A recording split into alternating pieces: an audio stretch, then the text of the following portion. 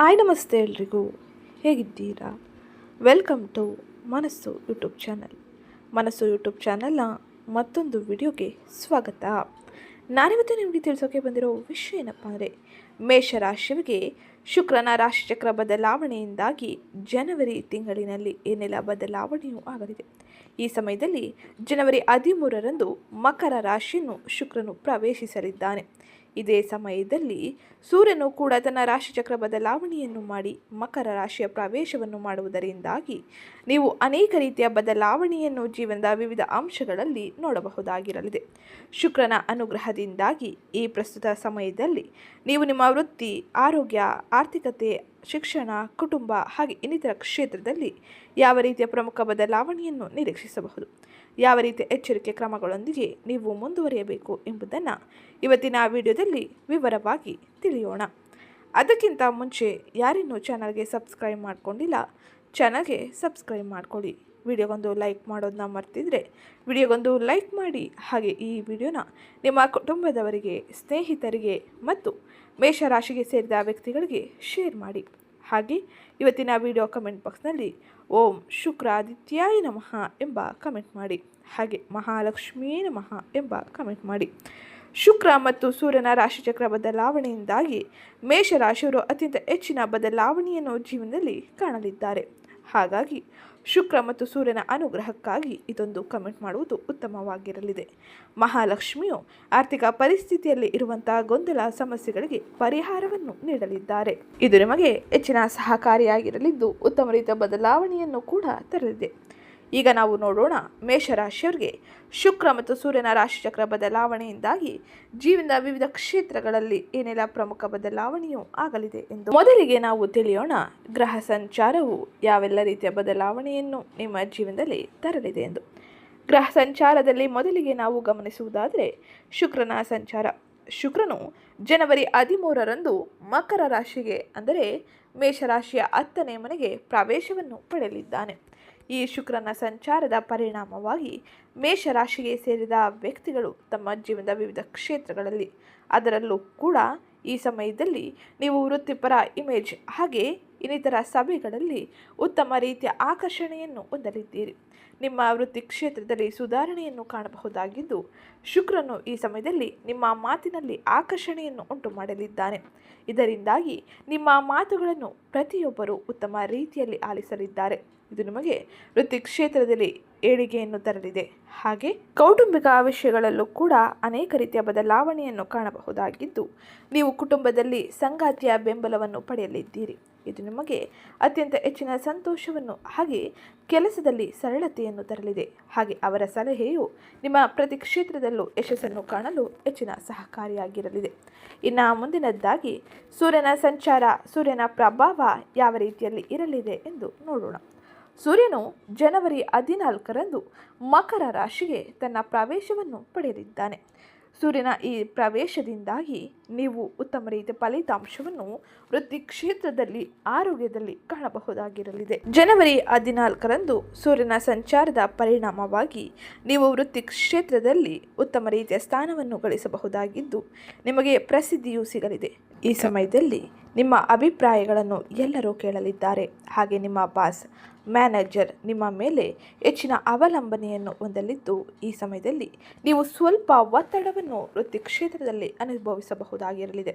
ಆದರೆ ಈ ಒತ್ತಡವು ನಿಮಗೆ ನಿಮ್ಮ ವೃತ್ತಿ ಕ್ಷೇತ್ರದಲ್ಲಿ ಉತ್ತಮ ರೀತಿಯ ಬದಲಾವಣೆಯನ್ನು ತರುವುದರಿಂದಾಗಿ, ಹಾಗೆ ಇದು ನಿಮ್ಮ ಮುಂದಿನ ಭವಿಷ್ಯದಲ್ಲಿ ಅತ್ಯಂತ ಹೆಚ್ಚಿನ ಉನ್ನತ ಸ್ಥಾನಕ್ಕೆ ತೆಗೆದುಕೊಂಡು ಹೋಗಲಿದೆ. ಈ ಸಮಯದಲ್ಲಿ ಒಂದಿಷ್ಟು ಶ್ರಮ ವಹಿಸಿ ಕೆಲಸ ಮಾಡಿ. ಇದು ನಿಮಗೆ ಮುಂದಿನ ದಿನಗಳಲ್ಲಿ ಅತ್ಯಂತ ಹೆಚ್ಚಿನ ಶುಭ ಫಲಿತಾಂಶವನ್ನು ಪಡೆದುಕೊಳ್ಳುವಂತೆ ಮಾಡಲಿದೆ. ಇನ್ನು ಮುಂದಿನದ್ದಾಗಿ ಬುಧನ ಸಂಚಾರ, ಬುಧನ ಪ್ರಭಾವ ಯಾವ ರೀತಿಯಲ್ಲಿ ಇರಲಿದೆ ಎಂದು ನೋಡೋಣ. ಬುಧನು ಪ್ರಸ್ತುತ ಸಮಯದಲ್ಲಿ ಧನು ರಾಶಿಯಲ್ಲಿ ಅಂದರೆ ನಿಮ್ಮ 9ನೇ ಮನೆಯಲ್ಲಿ ತನ್ನ ಸಂಚಾರವನ್ನು ಮಾಡುತ್ತಿದ್ದು, ಜನವರಿ 17ರಂದು ಮಕರ ರಾಶಿಗೆ ತನ್ನ ಪ್ರವೇಶವನ್ನು ಪಡೆಯಲಿದ್ದಾನೆ. ಬುಧನ ಈ ಸಂಚಾರದ ಪರಿಣಾಮವಾಗಿ ಆರ್ಥಿಕ ವ್ಯವಹಾರಗಳು ಅನೇಕ ರೀತಿಯ ಬದಲಾವಣೆಯನ್ನು ಪಡೆಯಲಿದೆ. ಬುಧನ ಈ ಸಂಚಾರದ ಪರಿಣಾಮದಿಂದಾಗಿ ಸಂದರ್ಶನಗಳು, ದಾಖಲೆಗಳು, ಮಾತುಕತೆಗಳು ಸುಧಾರಿಸಲಿದೆ. ಪ್ರತಿ ಕ್ಷೇತ್ರದಲ್ಲೂ ಕೂಡ ನಿಮ್ಮ ಮಾತುಗಳನ್ನು ಎಲ್ಲರೂ ಆಲಿಸಲಿದ್ದಾರೆ. ಹಾಗೆ ನೀವು ನಿಮ್ಮ ಕೆಲಸದ ಕ್ಷೇತ್ರಗಳಲ್ಲಿ ದಾಖಲೆಗಳನ್ನು ಸ್ಪಷ್ಟವಾಗಿಡಲಿದ್ದೀರಿ. ಇದು ನಿಮಗೆ ಉತ್ತಮ ರೀತಿಯ ಇಮೇಜನ್ನು ತಂದುಕೊಡಲಿದೆ. ಹಾಗೆ ಮಾತುಕತೆಗಳು, ಸಂದರ್ಶನಗಳಲ್ಲಿ ನಿಮ್ಮ ಮಾತಿನ ಭರವಸೆ ಉತ್ತಮ ರೀತಿಯಲ್ಲಿ ಇರಲಿದೆ. ಇದರಿಂದಾಗಿ ನೀವು ಹೆಚ್ಚಿನ ಗೌರವವನ್ನು ಹಾಗೆ ಉನ್ನತಿ ಸ್ಥಾನವನ್ನು ಪಡೆಯಬಹುದಾಗಿರಲಿದೆ. ಇನ್ನು ಮುಂದಿನದ್ದಾಗಿ ಕುಜನ ಸಂಚಾರ, ಕುಜನ ಪ್ರಭಾವ ಯಾವ ರೀತಿಯಲ್ಲಿ ಇರಲಿದೆ ಎಂದು ನೋಡೋಣ.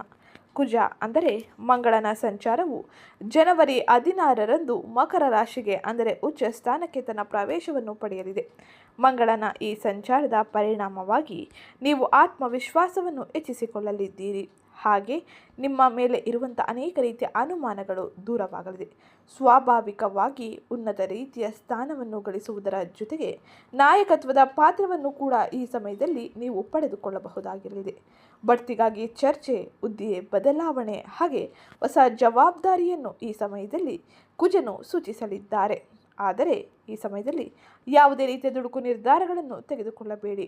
ಎಲ್ಲವನ್ನು ಶಾಂತ ರೀತಿಯಲ್ಲಿ ನಿಭಾಯಿಸಿ ಹಾಗೆ ಉತ್ತಮ ಮಾರ್ಗಗಳನ್ನು ಆಯ್ಕೆ ಮಾಡಿಕೊಳ್ಳಿ. ಇದು ದೀರ್ಘಕಾಲದ ಬದಲಾವಣೆಗೆ ಹಾಗೆ ದೀರ್ಘಕಾಲದಲ್ಲಿ ಬರುವ ಅನೇಕ ರೀತಿಯ ಸಮಸ್ಯೆಗಳಿಗೆ ಪರಿಹಾರವನ್ನು ಕೂಡ ನೀಡಬಹುದಾಗಿರಲಿದೆ.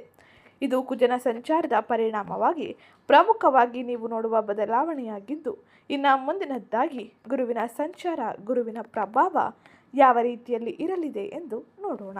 ಗುರುವು ಪ್ರಸ್ತುತ ಸಮಯದಲ್ಲಿ ಮಿಥುನ ರಾಶಿಯಲ್ಲಿ ಅಂದರೆ ಮೇಷರಾಶಿಯ 3ನೇ ಮನೆಯಲ್ಲಿ ತನ್ನ ಸಂಚಾರವನ್ನು ಮಾಡುತ್ತಿದ್ದು, ಗುರುವಿನ ಈ ಸಂಚಾರದ ಪರಿಣಾಮವಾಗಿ ನೀವು ಅತ್ಯಂತ ಹೆಚ್ಚಿನ ಶುಭ ಫಲಿತಾಂಶವನ್ನು ಪಡೆದುಕೊಳ್ಳಬಹುದಾಗಿರಲಿದೆ.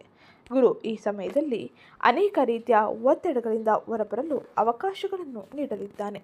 ಆರ್ಥಿಕ ವ್ಯವಹಾರಗಳಲ್ಲಿ ಉತ್ತಮ ರೀತಿಯ ಬೆಂಬಲ ಸಿಗಲಿದ್ದು, ಈ ಸಮಯದಲ್ಲಿ ಗುರುವಿನಿಂದಾಗಿ ಕುಟುಂಬದಲ್ಲಿ ಶುಭ ಕಾರ್ಯಗಳು ನಡೆಯಬಹುದು. ಹಾಗೆ ನಿಮ್ಮ ಮಾನಸಿಕ ಗೊಂದಲಗಳಿಗೆ ಪರಿಹಾರವು ಈ ಸಮಯದಲ್ಲಿ ಸಿಗಲಿದ್ದು, ನೀವು ಕಿರಿಯರಿಂದ ಹಾಗೆ ಹಿರಿಯರಿಂದ ಉತ್ತಮ ರೀತಿಯ ಬೆಂಬಲವನ್ನು ಪಡೆದುಕೊಳ್ಳಲು ಈ ಗುರುವಿನ ಸಂಚಾರ ಸಹಕಾರಿಯಾಗಿರಲಿದೆ. ವ್ಯಾಪಾರಸ್ಥರಿಗೆ ತಮ್ಮ ಹೆಸರು ಮತ್ತು ವ್ಯಾಪ್ತಿಯನ್ನು ಹೆಚ್ಚಿಸಿಕೊಳ್ಳಲು ಇದು ಉತ್ತಮ ಸಮಯವಾಗಿದ್ದು, ಜನರು ನಿಮ್ಮನ್ನು ಗಂಭೀರವಾಗಿ ಪರಿಗಣಿಸಲು ಆರಂಭಿಸಲಿದ್ದಾರೆ. ವಿಚಾರಣೆಗಳು, ಸಭೆಗಳು ಮತ್ತು ಚರ್ಚೆಗಳು ಆಗಾಗ್ಗೆ ನಡೆಯಲಿದೆ. ಇದು ನಿಮಗೆ ವೃತ್ತಿ ಕ್ಷೇತ್ರದಲ್ಲಿ, ವ್ಯಾಪಾರ ವ್ಯವಹಾರದಲ್ಲಿ ಉತ್ತಮ ರೀತಿಯ ಬದಲಾವಣೆಯನ್ನು ತರುವುದರ ಜೊತೆಗೆ ಹಣಕಾಸಿನ ವ್ಯವಹಾರದಲ್ಲೂ ಕೂಡ ಉತ್ತಮ ರೀತಿಯ ಸ್ಥಾನವನ್ನು ತಂದುಕೊಡಲಿದೆ. ಆರ್ಥಿಕ ಗೊಂದಲ ಸಮಸ್ಯೆಗಳನ್ನು ನೀವು ಪರಿಹರಿಸಿಕೊಳ್ಳಲು ಇದು ಹೆಚ್ಚಿನ ಸಹಕಾರಿಯಾಗಿರಲಿದೆ. ಇನ್ನು ಮುಂದಿನದ್ದಾಗಿ ಶನಿಯ ಸಂಚಾರ, ಶನಿಯ ಪ್ರಭಾವ ಯಾವ ರೀತಿಯಲ್ಲಿ ಇರಲಿದೆ ಎಂದು ನೋಡೋಣ. ಶನಿ ಪ್ರಸ್ತುತ ಸಮಯದಲ್ಲಿ ನಿಮ್ಮ 12ನೇ ಮನೆಯಲ್ಲಿ ವ್ಯಯ ಸ್ಥಾನದಲ್ಲಿ ಮೀನ ರಾಶಿಯಲ್ಲಿ ತನ್ನ ಸಂಚಾರವನ್ನು ಮಾಡಲಿದೆ. ಶನಿಯ ಈ ಸಂಚಾರದ ಪರಿಣಾಮವು ಖರ್ಚುಗಳು ಹಾಗೆ ಮಾನಸಿಕ ಒತ್ತಡವನ್ನು ಹೆಚ್ಚಿಸುತ್ತದೆ. ಆದ್ದರಿಂದ ಈ ಸಮಯದಲ್ಲಿ ಶಿಸ್ತಿನೊಂದಿಗೆ ಯಶಸ್ಸನ್ನು ಪಡೆದುಕೊಳ್ಳುವ ಸಮಯ ಇದಾಗಿದ್ದು, ನೀವು ಬಹಳ ಶಿಸ್ತಿನಿಂದ ಪಾರದರ್ಶಕ ವ್ಯವಹಾರದ ಜೊತೆಗೆ ಮುಂದುವರಿಯಿರಿ. ಹಾಗೆ ನಿಮ್ಮ ಮನಸ್ಸಿನಲ್ಲಿ ಅನೇಕ ರೀತಿಯ ಗೊಂದಲಗಳು ಇರಬಹುದು, ಆದರೆ ಶಾಂತಿಯುತವಾಗಿ ಕಾದು ಹಾಗೆ ಯೋಚಿಸಿ ಮುಂದುವರಿಯುವುದು, ಯೋಚಿಸುವುದು ಉತ್ತಮವಾಗಿರಲಿದೆ. ಇದರಿಂದಾಗಿ ಆಗುವ ಸಮಸ್ಯೆ, ಗೊಂದಲಗಳನ್ನು ಪರಿಹರಿಸಿಕೊಳ್ಳಬಹುದಾಗಿರಲಿದೆ. ಇದು ಶನಿಯ ಸಂಚಾರದ ಪರಿಣಾಮವಾಗಿ ಪ್ರಮುಖವಾಗಿ ನೀವು ನೋಡುವ ಬದಲಾವಣೆಯಾಗಿದ್ದು, ಇನ್ನು ಮುಂದಿನದ್ದಾಗಿ ರಾಹು ಮತ್ತು ಕೇತುವಿನ ಸಂಚಾರದ ಪರಿಣಾಮ ಯಾವ ರೀತಿಯಲ್ಲಿ ಇರಲಿದೆ ಎಂದು ನೋಡೋಣ. ರಾಹು ಪ್ರಸ್ತುತ ಸಮಯದಲ್ಲಿ ಕುಂಭರಾಶಿಯಲ್ಲಿ ಅಂದರೆ ಮೇಷರಾಶಿಯ 11ನೇ ಮನೆಯಲ್ಲಿ ತನ್ನ ಸಂಚಾರವನ್ನು ಮಾಡುತ್ತಿದ್ದು, ಕೇತು ಸಿಂಹ ರಾಶಿಯಲ್ಲಿ ಅಂದರೆ 5ನೇ ಮನೆಯಲ್ಲಿ ಮುಂದುವರಿಯಲಿದ್ದಾರೆ. ರಾಹು ಮತ್ತು ಕೇತುವಿನ ಸಂಚಾರದ ಪರಿಣಾಮವು ನಿಮಗೆ ಅನೇಕ ರೀತಿಯ ಉತ್ತಮ ಬದಲಾವಣೆಯನ್ನು ಹಾಗೆ ಗೊಂದಲದ ವಾತಾವರಣವನ್ನು ಕೂಡ ಸೃಷ್ಟಿಸಬಹುದು. ಆದರೆ ರಾಹು ಮತ್ತು ಕೇತುವಿನ ಸಂಚಾರದ ಪರಿಣಾಮ ಆರ್ಥಿಕ ವ್ಯವಹಾರಗಳಲ್ಲಿ ಬೆಂಬಲವನ್ನು ನೀಡಲಿದೆ. ಈ ಸಮಯದಲ್ಲಿ ರಾಹುವು ಲಾಭವನ್ನು ಬೆಂಬಲಿಸಲಿದ್ದಾನೆ. ಸ್ನೇಹಿತರು ಹಾಗೆ ಹಳೆಯ ಸಂಪರ್ಕಗಳಿಂದ ನೀವು ಸಹಾಯವನ್ನು ಪಡೆಯಬಹುದಾಗಿರಲಿದೆ. ಬಾಕಿ ಇರುವ ಎಲ್ಲ ಪಾವತಿಯನ್ನು ನೀವು ಭರಿಸಬಹುದಾಗಿದ್ದು, ಪ್ರೋತ್ಸಾಹಧನ ಅಥವಾ ಅನೇಕ ಕ್ಷೇತ್ರಗಳಲ್ಲಿ ನೀವು ಆದಾಯವನ್ನು ಹೆಚ್ಚಿಸಿಕೊಳ್ಳಬಹುದಾಗಿರಲಿದೆ. ಈ ಸಮಯದಲ್ಲಿ ನೀವು ಉತ್ತಮ ರೀತಿಯ ದೊಡ್ಡ ಖರೀದಿಯನ್ನು ಮಾಡಲಿದ್ದು, ಇದು ಆರ್ಥಿಕ ವ್ಯವಹಾರಗಳಿಗೆ ಉತ್ತಮ ರೀತಿಯ ಫಲಿತಾಂಶವನ್ನು ತರಲಿದೆ. ಹಾಗೆ ಈ ಸಮಯದಲ್ಲಿ ಕೇತುವಿನ ಸಂಚಾರದ ಪರಿಣಾಮವು ನಿಮ್ಮ ಕುಟುಂಬ ಜೀವನದ ಮೇಲೆ ಅನೇಕ ರೀತಿಯ ಬದಲಾವಣೆಯನ್ನು ತರುವುದರ ಜೊತೆಗೆ ಒಂದಿಷ್ಟು ಗೊಂದಲವನ್ನು ಕೂಡ ಸೃಷ್ಟಿಸಬಹುದಾಗಿರಲಿದೆ. ಕೇತುವು 5ನೇ ಮನೆಯಲ್ಲಿ ಅಂದರೆ ಸಿಂಹ ರಾಶಿಯಲ್ಲಿ ತನ್ನ ಸಂಚಾರವನ್ನು ಮಾಡುವ ಕಾರಣದಿಂದಾಗಿ ಭಾವನಾತ್ಮಕವಾಗಿ ನೀವು ಕುಟುಂಬದಿಂದ ದೂರವಾದಂತೆ ಕಾಣಲಿದೆ. ಹಾಗೆ ದೂರವಾಗುವ ಸನ್ನಿವೇಶಗಳು ಕೂಡ ಬರಬಹುದು. ಆದರೆ ಎಲ್ಲವನ್ನು ಶಾಂತ ರೀತಿಯಲ್ಲಿ ನಿಭಾಯಿಸುವುದು ಬಹು ಮುಖ್ಯವಾಗಿದ್ದು, ಹಾಗೆ ಈ ಸಮಯದಲ್ಲಿ ಕುಟುಂಬ ಸದಸ್ಯರ ಮಾತುಗಳನ್ನು ನೆಮ್ಮದಿಯಿಂದ ಶಾಂತಿಯುತವಾಗಿ ಆಲಿಸಿ, ಹಾಗೆ ಅದರ ನಂತರ ನಿರ್ಧಾರಗಳನ್ನು ತೆಗೆದುಕೊಳ್ಳಿ. ಕೇತುವಿನ ಈ ಸಂಚಾರದ ಪರಿಣಾಮವು ಕೆಲಸದಲ್ಲಿ ಗೊಂದಲ, ಪಾಲುದಾರಿಕೆ ವ್ಯವಹಾರದಲ್ಲಿ ಒಂದಿಷ್ಟು ಮನಸ್ತಾಪಗಳನ್ನು ಕೂಡ ತರಬಹುದು. ಆದರೆ ಯಾವುದನ್ನು ದುಡುಕು ನಿರ್ಧಾರಗಳನ್ನು ತೆಗೆದುಕೊಳ್ಳಬೇಡಿ. ದುಡುಕುತನ ನಿಮಗೆ ಒಂದಿಷ್ಟು ಸಮಸ್ಯೆಯನ್ನು ಹಾಗೆ ಗೊಂದಲದ ವಾತಾವರಣವನ್ನು ಸೃಷ್ಟಿಸಬಹುದು. ಹಾಗಾಗಿ ಬಹಳ ಎಚ್ಚರಿಕೆಯೊಂದಿಗೆ ಮುಂದುವರಿಯಿರಿ. ಇದು ಪ್ರಮುಖವಾಗಿ ಗ್ರಹ ಸಂಚಾರದ ಪರಿಣಾಮವಾಗಿ ನೀವು ಜನವರಿ 14ರಿಂದ ನೋಡುವ ಪ್ರಮುಖ ಬದಲಾವಣೆಯಾಗಿದ್ದು, ಶುಕ್ರ ಮತ್ತು ಸೂರ್ಯನ ಸಂಚಾರದ ಪರಿಣಾಮವು ಪ್ರಮುಖ ಬದಲಾವಣೆಯನ್ನು ನಿಮ್ಮ ಜೀವನದಲ್ಲಿ ತರಲಿದೆ. ಹಾಗಾದರೆ ಈ ಶುಕ್ರ ಮತ್ತು ಸೂರ್ಯನ ಪ್ರಮುಖ ಸಂಚಾರದ ಪರಿಣಾಮ ನಿಮ್ಮ ವೃತ್ತಿ, ವ್ಯವಹಾರ, ಆರ್ಥಿಕತೆ, ಆರೋಗ್ಯ, ಶಿಕ್ಷಣದ ಮೇಲೆ ಹೇಗಿರಲಿದೆ, ಹಾಗೆ ಈ ಸಮಯದಲ್ಲಿ ಯಾವ ರೀತಿಯ ಎಚ್ಚರಿಕೆ ನಿರ್ಧಾರಗಳನ್ನು ಯಾವ ಕ್ಷೇತ್ರದಲ್ಲಿ ತೆಗೆದುಕೊಳ್ಳಬೇಕು ಎಂಬುದನ್ನು ತಿಳಿಯೋಣ. ಅದಕ್ಕಿಂತ ಮುಂಚೆ ಯಾರಿನ್ನೂ ಚಾನಲ್ಗೆ ಸಬ್ಸ್ಕ್ರೈಬ್ ಮಾಡಿಕೊಂಡಿಲ್ಲ, ಚಾನಲ್ಗೆ ಸಬ್ಸ್ಕ್ರೈಬ್ ಮಾಡಿಕೊಡಿ. ವಿಡಿಯೋಗೊಂದು ಲೈಕ್ ಮಾಡೋದನ್ನ ಮರ್ತಿದ್ರೆ ವಿಡಿಯೋಗೊಂದು ಲೈಕ್ ಮಾಡಿ. ಹಾಗೆ ಈ ವಿಡಿಯೋನ ನಿಮ್ಮ ಕುಟುಂಬದವರಿಗೆ, ಸ್ನೇಹಿತರಿಗೆ ಮತ್ತು ಮೇಷರಾಶಿಗೆ ಸೇರಿದ ವ್ಯಕ್ತಿಗಳಿಗೆ ಶೇರ್ ಮಾಡಿ. ಮೇಷರಾಶಿಯವರಿಗೆ 2026ರ ಜನವರಿ 14ರ ನಂತರದಲ್ಲಿ ಅತ್ಯಂತ ಶುಭದಾಯಕ ಫಲಿತಾಂಶಗಳು ಸಿಗಲಿದೆ. ಈ ತಿಂಗಳಿನಲ್ಲಿ ನೀವು ಪ್ರಮುಖ ಸಮಸ್ಯೆಗಳಿಗೆ ಪರಿಹಾರವನ್ನು ಕಂಡುಕೊಳ್ಳಬಹುದಾಗಿರಲಿದೆ. ಭೂಮಿ, ಆಸ್ತಿ ಅಥವಾ ಪೂರ್ವಜರ ಆಸ್ತಿಗೆ ಸಂಬಂಧಿಸಿದ ವಿವಾದಗಳು ಬಗೆಹರಿಯಲಿದೆ. ತಿಂಗಳ ಆರಂಭದಲ್ಲಿ ನೀವು ನಿಮ್ಮ ವೃತ್ತಿ ಅಥವಾ ವ್ಯವಹಾರದಲ್ಲಿ ಗಮನವನ್ನು ಹರಿಸಲಿದ್ದೀರಿ. ಇದು ನಿಮಗೆ ಯಶಸ್ಸಿನ ಅನುಭವವನ್ನು ತರಲಿದೆ. ಹಾಗೆ ಇದು ಮನೆಯಲ್ಲಿ ಸಂತೋಷದ ವಾತಾವರಣಕ್ಕೆ ಕಾರಣವಾಗುತ್ತದೆ. ಈ ತಿಂಗಳಿನಲ್ಲಿ ಅಪೇಕ್ಷಿತ ಯಶಸ್ಸು ಮತ್ತು ಲಾಭಗಳು ನಿಮ್ಮ ಆತ್ಮವಿಶ್ವಾಸವನ್ನು ಹೆಚ್ಚಿಸಲಿದೆ. ಆದರೆ ತಿಂಗಳ ಮಧ್ಯಭಾಗವು ಆರೋಗ್ಯ ಮತ್ತು ಸಂಬಂಧಗಳಿಗೆ ಸ್ವಲ್ಪ ಪ್ರತಿಕೂಲವಾಗಿರುತ್ತದೆ. ಈ ಸಮಯದಲ್ಲಿ ಋತುಮಾನದ ಕಾಯಿಲೆಗಳ ಬಗ್ಗೆ ಜಾಗರೂಕರಾಗಿರಿ. ಹಾಗೆ ಎಚ್ಚರಿಕೆಯಿಂದ ವಾಹನ ಚಲಿಸಿ. ಉತ್ತಮ ಸಂಬಂಧಗಳನ್ನು ಕಾಪಾಡಿಕೊಳ್ಳಲು ದುರಹಂಕಾರವನ್ನು ತಪ್ಪಿಸಿ, ಹಾಗೆ ಇತರರ ಭಾವನೆಗಳನ್ನು ಗೌರವಿಸಿ. ತಿಂಗಳ ಉತ್ತರಾರ್ಧದಲ್ಲಿ ನಿಮ್ಮ ವ್ಯವಹಾರವು ಮತ್ತೊಮ್ಮೆ ವೇಗವಾಗಿ ಬೆಳೆಯುತ್ತದೆ. ಈ ಅವಧಿಯಲ್ಲಿ ಗಮನಾರ್ಹ ಲಾಭದ ಸಾಧ್ಯತೆಯೂ ಇರಲಿದೆ. ಉದ್ಯೋಗದಲ್ಲಿ ಇರುವವರಿಗೆ ಬಡ್ತಿಯ ಸಾಧ್ಯತೆಗಳಿರಲಿದೆ. ಭವಿಷ್ಯದ ಪ್ರಯೋಜನವನ್ನು ಈ ಸಮಯದಲ್ಲಿ ಗ್ರಹ ಸಂಚಾರವು ನೀಡಲಿದ್ದು, ಯೋಜನೆಗಳಲ್ಲಿ ನೀವು ಹಣವನ್ನು ಹೂಡಿಕೆ ಮಾಡಬಹುದು. ಕುಟುಂಬದ ಸಂತೋಷದ ವಿಷಯಗಳಲ್ಲಿ ಈ ಸಮಯದಲ್ಲಿ ಹೆಚ್ಚಿನ ಸಂತೋಷವನ್ನು ನಿರೀಕ್ಷಿಸಬಹುದಾಗಿದ್ದು, ನಿಮ್ಮ ಕಾರ್ಯನಿರತ ಕೆಲಸದ ವೇಳಾಪಟ್ಟಿಯಿಂದಾಗಿ ನಿಮ್ಮ ಕುಟುಂಬದ ಮೇಲೆ ಗಮನ ಹರಿಸಲು ನಿಮಗೆ ಸಾಧ್ಯವಾಗದಿರಬಹುದು. ಆದರೆ ಈ ಸಮಯದಲ್ಲಿ ಕುಟುಂಬ ಸದಸ್ಯರು ನಿಮ್ಮ ಕೆಲಸಗಳನ್ನು ಅರ್ಥ ಮಾಡಿಕೊಳ್ಳಲಿದ್ದಾರೆ.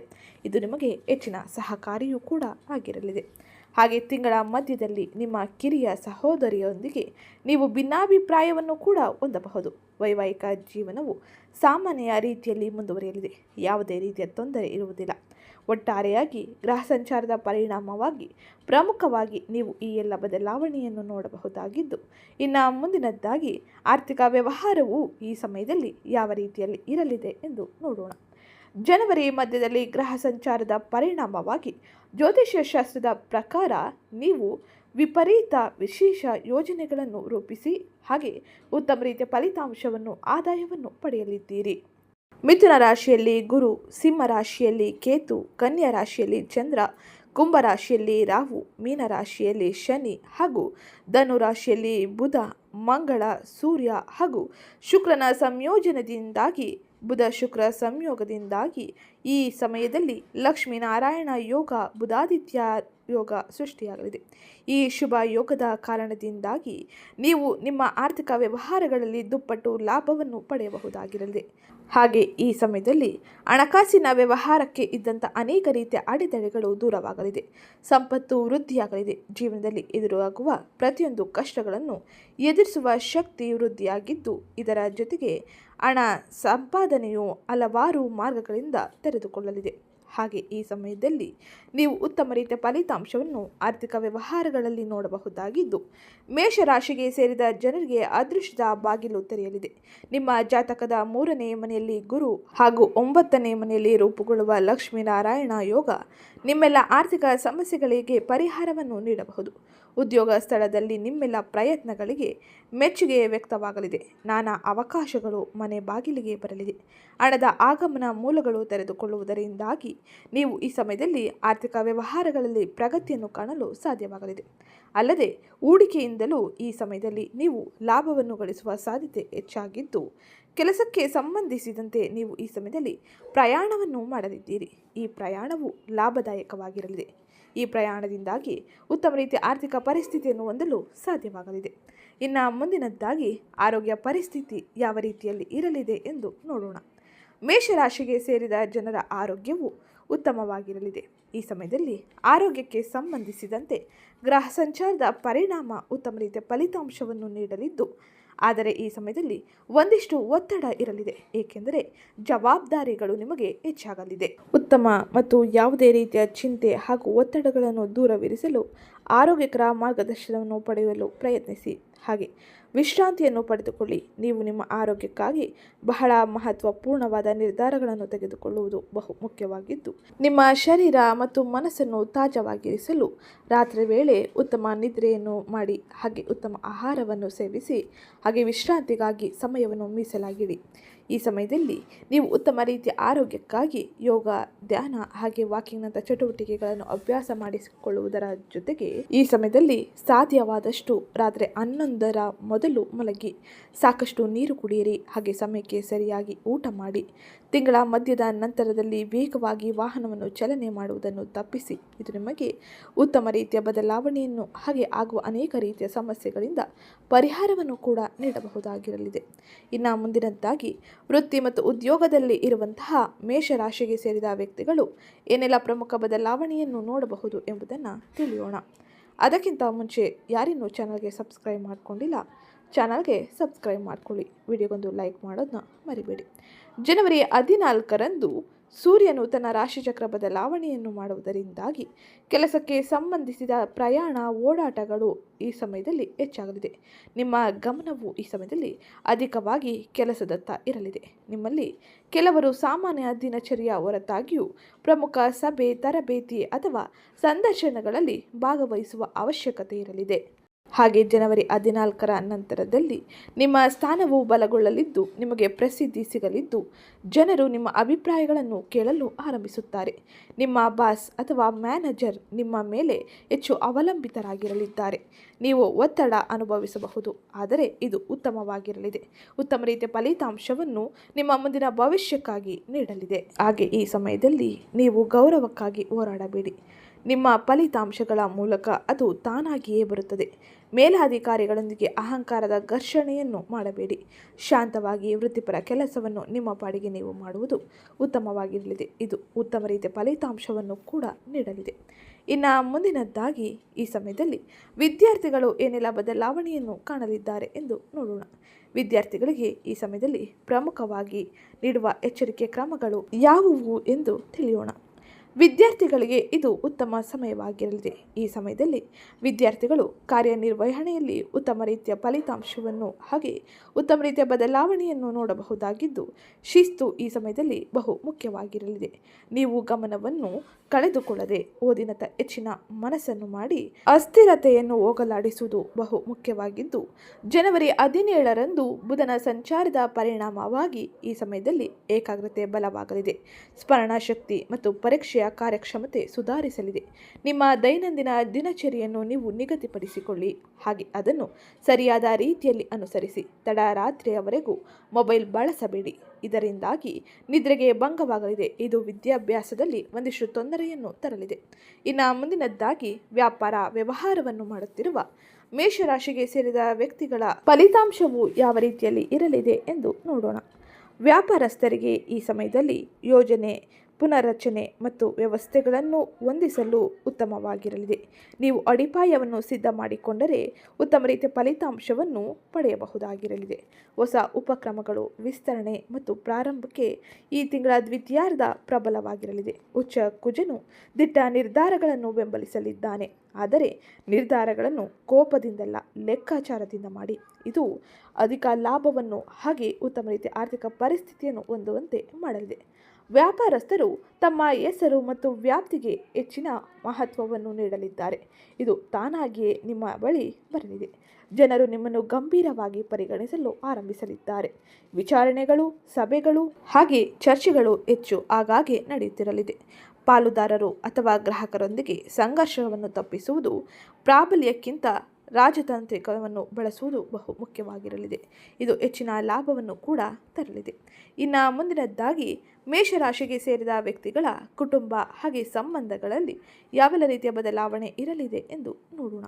ಈ ಸಮಯದಲ್ಲಿ 5ನೇ ಮನೆಯಲ್ಲಿ ಕೇತುವಿನ ಸಂಚಾರದ ಪರಿಣಾಮವಾಗಿ ಮೇಷರಾಶಿಗೆ ಸೇರಿದ ವ್ಯಕ್ತಿಗಳು ಭಾವನಾತ್ಮಕವಾಗಿ ದೂರವಾದಂತೆ ಭಾಸವಾಗಲಿದೆ. ಈ ಸಮಯದಲ್ಲಿ ಒಂಟಿಯಾಗಿರುವುದನ್ನು ತಪ್ಪಿಸಿ ಹಾಗೆ ನೀವು ನಿಮ್ಮ ಸಂಗಾತಿಯೊಂದಿಗೆ ಉತ್ತಮ ರೀತಿಯ ಮಾತುಕತೆಗಳನ್ನು ನಡೆಸುವುದು ಬಹು ಮುಖ್ಯವಾಗಿದ್ದು, ಕುಟುಂಬ ಸದಸ್ಯರ ಸಂಪೂರ್ಣ ಬೆಂಬಲದಿಂದಾಗಿ ನೀವು ಸಂತೋಷವನ್ನು ಕಾಣಬಹುದಾಗಿರಲಿದೆ. ಸಂಗಾತಿಯ ಬೆಂಬಲವು ನಿಮಗೆ ಆರ್ಥಿಕ ವ್ಯವಹಾರಗಳಲ್ಲಿ, ವೃತ್ತಿ ಕ್ಷೇತ್ರದಲ್ಲಿ ಹೆಚ್ಚಿನ ಬದಲಾವಣೆಯನ್ನು ಪಡೆದುಕೊಳ್ಳುವಂತೆ ಮಾಡಲಿದೆ. ಕೆಲಸದಲ್ಲಿ ಹೆಚ್ಚು ಬ್ಯುಸಿಯಾಗಿದ್ದರೂ ಕೂಡ ಕುಟುಂಬಕ್ಕಾಗಿ ಸ್ವಲ್ಪ ಸಮಯ ನೀಡಿ. ಹಾಗೆ ನೇರವಾಗಿ ನಿಮ್ಮ ಕಷ್ಟಗಳನ್ನು ಅಥವಾ ಮಾನಸಿಕ ಆತಂಕವನ್ನು ಅವರಿಗೆ ಹಂಚಿಕೊಳ್ಳಿ. ಇದು ನಿಮಗೆ ಉತ್ತಮ ರೀತಿಯ ಬದಲಾವಣೆಯನ್ನು ತರುವುದರ ಜೊತೆಗೆ ತಪ್ಪು ಗ್ರಹಿಕೆಯನ್ನು ತಪ್ಪಿಸಲಿದೆ. ನೀವು ಮನೆ ಹಿರಿಯ ಸದಸ್ಯರ ತಂದೆಯ ಮಾರ್ಗದರ್ಶನವನ್ನು ಪಡೆಯಬಹುದಾಗಿದ್ದು, ಇದು ನಿಮ್ಮ ಆರ್ಥಿಕ ವ್ಯವಹಾರಗಳಿಗೆ ಹಾಗೆ ಕುಟುಂಬ ಜೀವನಕ್ಕೆ ಸುಧಾರಣೆ ಮತ್ತು ನೆಮ್ಮದಿಯನ್ನು ತರಬಹುದಾಗಿರಲಿದೆ. ಇದು ಪ್ರಮುಖವಾಗಿ ಕುಟುಂಬ ಜೀವನದಲ್ಲಿ ಮೇಷರಾಶಿಗೆ ಸೇರಿದ ಜನರು ಪಡೆದುಕೊಳ್ಳುತ್ತಿರುವ ಪ್ರಮುಖ ಬದಲಾವಣೆಯಾಗಿದ್ದು, ಇನ್ನು ಈ ಸಮಯದಲ್ಲಿ ಶನಿಯ ಪರಿಹಾರಕ್ಕಾಗಿ ಒತ್ತಡ ಮತ್ತು ಅನಗತ್ಯ ಖರ್ಚುಗಳನ್ನು ತಪ್ಪಿಸಲು ಪ್ರತಿ ಶನಿವಾರದ ದಿನ ಕಪ್ಪು ಎಳ್ಳು, ಕಂಬಳಿ ಆಹಾರವನ್ನು ದಾನ ಮಾಡಿ. ಇದು ಶನಿಯ ಅನುಗ್ರಹವನ್ನು ಹಾಗೆ ಸಕಾರಾತ್ಮಕ ಬದಲಾವಣೆಯನ್ನು ಜೀವನದಲ್ಲಿ ಪಡೆದುಕೊಳ್ಳುವಂತೆ ಮಾಡಲಿದೆ. ಇದು ಇವತ್ತಿನ ವಿಡಿಯೋ ಆಗಿತ್ತು. ವಿಡಿಯೋ ಇಷ್ಟ ಆಗಿದ್ದಲ್ಲಿ ವಿಡಿಯೋಗೊಂದು ಲೈಕ್ ಮಾಡಿ, ಚಾನಲ್ಗೆ ಸಬ್ಸ್ಕ್ರೈಬ್ ಮಾಡ್ಕೊಳ್ಳೋದನ್ನ ಮರಿಬೇಡಿ. ಮೇಷರಾಶಿಗೆ ಸೇರಿದ ಜನರು ಹನುಮಾನ್ ಚಾಲಿಸವನ್ನು ಪಠಿಸುವುದು ಅಥವಾ ಕೇಳುವುದರಿಂದಾಗಿ ಅತ್ಯಂತ ಹೆಚ್ಚಿನ ಶುಭ ಫಲಿತಾಂಶವನ್ನು ನಿರೀಕ್ಷಿಸಬಹುದಾಗಿರಲಿದೆ. ಹಾಗೆ ಇವತ್ತಿನ ವಿಡಿಯೋ ಇಷ್ಟ ಆಗಿದ್ದಲ್ಲಿ ವಿಡಿಯೋಗೊಂದು ಲೈಕ್ ಮಾಡಿ, ಚಾನಲ್ಗೆ ಸಬ್ಸ್ಕ್ರೈಬ್ ಮಾಡ್ಕೊಳ್ಳೋದನ್ನ ಮರಿಬೇಡಿ. ಹಾಗೆ ಇವತ್ತಿನ ವಿಡಿಯೋ ಕಮೆಂಟ್ ಬಾಕ್ಸ್ನಲ್ಲಿ ಶುಕ್ರಾದಿತ್ಯಾಯ ನಮಃ ಎಂಬ ಕಮೆಂಟ್ ಮಾಡಿ. ಮಹಾಲಕ್ಷ್ಮಿಯ ಅನುಗ್ರಹಕ್ಕಾಗಿ ಓಂ ಮಹಾಲಕ್ಷ್ಮೀ ನಮಃ ಎಂಬ ಕಮೆಂಟ್ ಮಾಡಿ. ಇವತ್ತಿನ ಡಿಸ್ಕ್ರಿಪ್ಷನ್ನಲ್ಲಿ ಕೆಲವು ಪ್ರಾಡಕ್ಟ್ಗಳನ್ನ ಲಿಂಕ್ ಮಾಡಿರ್ತೀನಿ. ನಿಮಗೆ ಅವಶ್ಯಕವಿದ್ದಲ್ಲಿ ನೀವು ಅಲ್ಲಿಂದ ಖರೀದಿ ಮಾಡಬಹುದಾಗಿರಲಿದೆ. ಇದು ಕಡಿಮೆ ದರದಲ್ಲಿ ನಿಮ್ಮ ಕೈ ಸೇರಲಿದೆ. ಸಿಗ್ತೀನಿ ನೆಕ್ಸ್ಟ್ ವಿಡಿಯೋದಲ್ಲಿ.